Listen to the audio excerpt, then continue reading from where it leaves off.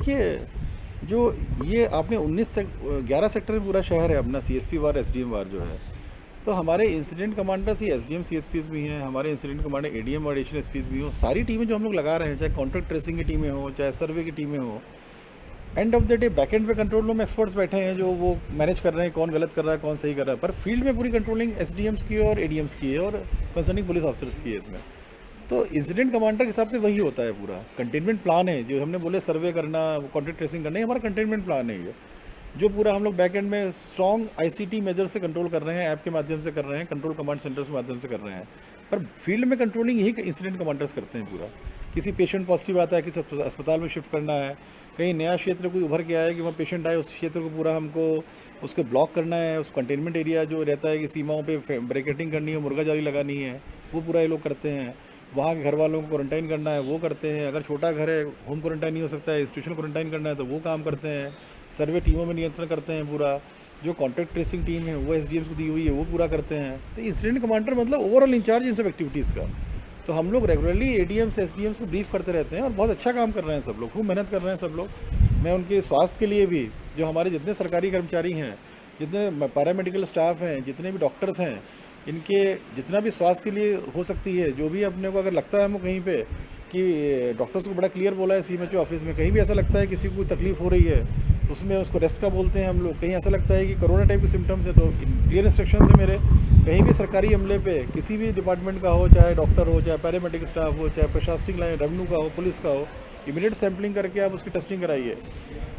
मतलब ये अच्छी बात है कि अधिकांश में निगेटिव आई हैं सैम्पलिंग अभी जो कराई है हम लोगों ने। पर क्लियर इंस्ट्रक्शन सीएमओ ऑफिस में डॉक्टर मालाकार को है, जहाँ भी ऐसे सिम्टम्स आते हैं आपको फ्रीडम है मेरी तरफ से कि आप तत्काल इनकी सैम्पलिंग कराइए। कोई डॉक्टर अन्य किसी बीमारी से प्रॉब्लम है, जैसे हमारे सीएमएचओ साहब को कमर की प्रॉब्लम है, तो उनको मैं ज़बरदस्ती मैंने घर पे बैठा रखा है। अभी घर पे बैठ के पूरा मैनेज कर रहे हैं सीएमएचओ साहब हमारे, और मेहनत कर रहे हैं खूब, क्योंकि कमर के सीवियर प्रॉब्लम है उसको। वो जुनून है लोगों में काम करने का जो दिख रहा है फील्ड में। तो पूरे स्वास्थ्य की जिम्मेदारी चिंता भी हम लोग कर रहे हैं पूरा। देखिए, बड़े क्लियर इंस्ट्रक्शंस हैं माननीय प्रधानमंत्री जी के भी और माननीय मुख्यमंत्री जी के भी, कि जो भी ये सैलरीड लोग हैं, इन सब सैलरीड लोग को उनके एम्प्लॉयर्स को डालना ज़रूरी है सैलरी। कहीं ऐसी शिकायत होगी तो हम लोग कार्रवाई करेंगे उसमें, और ऐसा करना नहीं चाहिए। ठीक है, अभी बच्चों से भी फीस नहीं आ रही है स्कूल अथॉरिटीज़ को, तो इतना पैसा तो प्रॉफिट जो रहता है सबके पास में, कितना कर सकते हैं वो लोग, तो वो चीज़ करनी पड़ेगी उनको। बड़ा क्लियर इंस्ट्रक्शंस हैं इसमें गवर्नमेंट ऑफ इंडिया के भी और माननीय मुख्यमंत्री जी के भी। सर अभी जो सर्वे चल रहा है, कौन सी चीज़ें हैं जिसकी हमें तुरंत रिक्वायरमेंट है और हम उसके लिए गवर्नमेंट ऑफ इंडिया या स्टेट गवर्नमेंट से डिमांड करें? ये टेस्ट किट वाला इशू है, टेस्ट वाला। बाकी तो जो सरकार से मारे हैं, माननीय मुख्यमंत्री जी रेगुलर मॉनिटरिंग कर रहे हैं इंदौर की। मतलब ऑलमोस्ट उनका हर 1-2 दिन में फ़ोन आता है, वो सारे लोगों से बात करते हैं, कोई कहाँ रिव्यू करते हैं पूरा। फिर भोपाल में उनका रिव्यू होता है तो उसमें सीनियर ऑफिसर्स सब इसको इंदौर को जो भी कमियां होती हैं पूछते हैं, क्या आपको प्रॉब्लम है, क्या चाहिए, जो चीज़ हम लोग मांगते हैं उसके लिए फॉलोअप भी आता है कि आप वो पूर्ति हुई कि नहीं हुई। तो मेरे ख्याल से टेस्ट किट छोड़ दीजिए, टेस्टिंग की जो स्पीड थोड़ा बढ़ जाए वो। बाकी तो शहर में जो हम लोग चाह रहे हैं, जो मांग कर रहे हैं हम लोग, सभी सरकार पूरा मुहैया करा रही है और मिनिमम टाइम में मुहैया हो रहा है पूरा। कुछ प्राइवेट स्कूल की मेरे ख्याल से, मैं एग्जैक्टली फिगर नहीं मतलब, मेरे ख्याल 16-17 लाख तो क्रॉस कर गया वो कम से कम जो है। सर किसानों का भी आरोप है कि उनकी सब्जी खराब हो रही है, मंडी में भी लाखों सब्जियां पड़ी है। उसकी प्रक्रिया चल रही है उसकी। अभी तक हम लोगों का मेन था कि अलग अलग स्टेज वाइज चीज़ें होती हैं। हमारी किराना व्यवस्था काफ़ी इस्टेब्लिश हो चुकी है, हम लोग की चर्चा चल रही है सब्जी को किस प्रकार से करना है। किराना जो सप्लायर्स हैं उन्हीं के नेटवर्क को यूज़ करके हम लोग करें कि दूसरी व्यवस्था भी है सब्जी वालों के पास में, खुद सप्लाई डिमांड लेके क्रिएट करें, उस पर चर्चा चल रही है हम लोग। बड़ा शहर है, पर निकट शीघ्र आपको इस संबंध में अच्छी इसमें व्यवस्था मिलेगी आपको। सर नगर निगम में जो क्षेत्र में लोग सपोर्ट नहीं कर रहे हैं डॉक्टरों की टीमों को लेकर, अभी तो ऐसा मेरे को देखने में नहीं है। कोई क्षेत्र विशेष हो बतला दीजिए, क्योंकि मैंने कल भी सारी आरआरटीज़ की टीम मीटिंग ली थी रात में, हमारे 8 से लेकर लगभग 9:30-10 बजे तक। स्टेडियम के बड़े स्टेडियम में सारे एसडीएम एडीएम और सारी आरआरटी एमएमई और कॉन्ट्रैक्ट ट्रेसिंग टीम्स की मीटिंग हुई थी। लगभग 150-200 डॉक्टर्स थे उसमें। ऐसा कोई इशू आया नहीं। कहीं क्षेत्र विशेष अगर आपको जानकारी हो सकती है, संभावना ऐसी जो हम लोग की जानकारी में ना आई हो, कहीं अगर आप बतलाएंगे तो हम जरूर उसको वहाँ के लोकल जो भी जनप्रतिनिधि हैं उनके माध्यम से पूरा सपोर्ट दिलवाएंगे लोगों जैसे को। चंदन नगर क्षेत्र हुआ, खजराना हुआ, यहाँ टीमें जा रही हैं चेक करने घर घर, तो उनको सपोर्ट नहीं मिल रहा। मेरे ख्याल से अभी ऐसा कोई लोकल इंस्टीट्यूट कहीं होगा, पर जो जहाँ तक मुझे इन्फॉर्मेशन है, चंदन नगर खजराना में तो बहुत काफ़ी सपोर्ट मिल रहा है, कहीं कोई इशू नहीं है। जो जनप्रतिनिधि हैं स्थानीय लेवल पे सब मेरे संपर्क में हैं और उन सब के माध्यम से बहुत परिवर्तन आया है पिछले, अगर जो आज माने कि 5 अप्रैल तक की स्थिति थी और 5 अप्रैल के 6 अप्रैल के बाद से जो कॉपरेशन बढ़ा निरंतर बढ़ता जा रहा है कॉपरेशन, कहीं ऐसी कमी देखने को मिली नहीं, कोई लोकलाइज्ड हो गया। स्क्रीन हो चुकी कि जो पेशेंट भर्ती है वो रमज़ान के जो रोज़े का पालन करते हैं, तो ऐसे में क्या देखिए, मैंने धर्मगुरुओं से अनुरोध किया है कि आप ये कृपया अपनी बाइट में दें, मेरे ख्याल से कुछ ने दिया भी है, कि जो भी लोग और ये बाहर की भी जो कंट्रीज़ हैं जहाँ पर धर्म इस संप्रदाय के विशेष ज़्यादा संख्या में, वहाँ भी ये हुआ है कि जो भी कोविड के पेशेंट्स हैं या मरीज हैं, इनको रोज़ा करने के लिए आपको पहले स्वास्थ्य देखना है। पहले आपको अस्पतालों में भी यही बोला गया है, कुछ क्वारंटाइन सेंटर्स में ये भी मांग हुई थी कि साहब इसमें रोज़े के लिए सुबह 3 बजे ये चाहिए वो चाहिए। बिल्कुल हम लोगों ने मना कर दिया है इस चीज़ को कि अभी कोविड फाइट करना है, अभी इस तरह की चीज़ें कोई भी नहीं होंगी। अगर क्वारंटाइन सेंटर रखा है तो जो मापदंड हैं जो हम लोग दे रहे हैं, जो नित्य जो रेगुलर हम लोग का रूटीन बना हुआ है, वो रूटीन में कोई हम लोग चेंज नहीं करेंगे। ये स्पष्ट कर दिया क्वारंटाइन सेंटर में।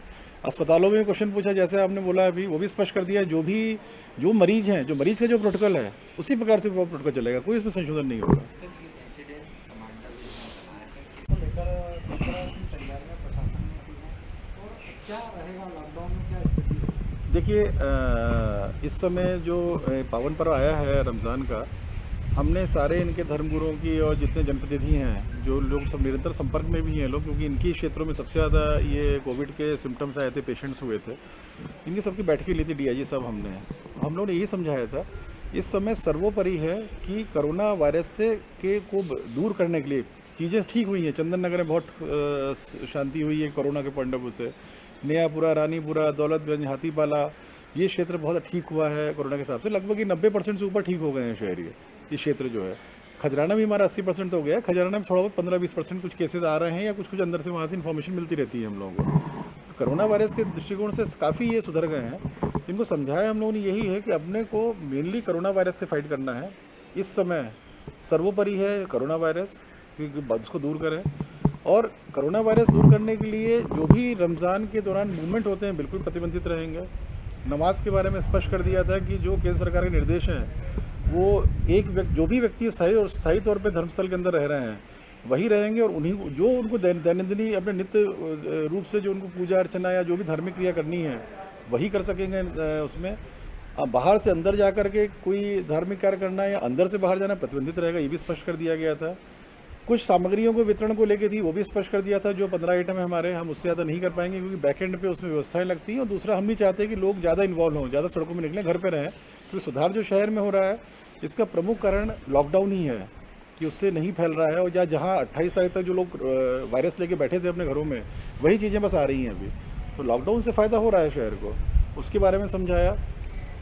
और अन्य तो जैसा चल रहा है वैसे ही चलेगा। कोई भी अभी रमज़ान की वजह से, मैंने क्लियर कर दिया है सभी को, रमज़ान की वजह से कोई भी विशेष नहीं, जो लॉकडाउन है, जो सख्ती है, जो कर्फ्यू है, जैसे धर्मस्थल बंद रहेंगे वैसे ही रहेंगे।